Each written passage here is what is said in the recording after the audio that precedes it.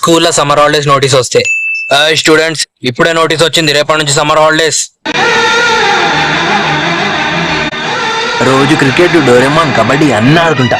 ఏంటమ్మా గెలుసు, ఇంటి ముందర ముగ్గులు వేసుకుందాము, 4 సీరియల్ చూసి ముసలి కన్నులు గారుద్దాం అనుకుంటున్నారేమో.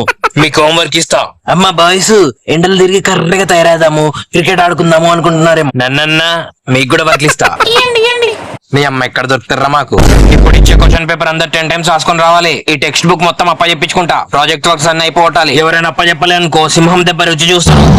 హాలిడేస్ 2 months రే, 2 years అనుకుంటున్నామేమో. ఎందుకు ఎవరు ఏమన్నారు? మీకు దమ్ముంటే మళ్ళా నంటరా. ఎవరు లేరు, బయట నుంచి ఎవరు అరిచిర్రు.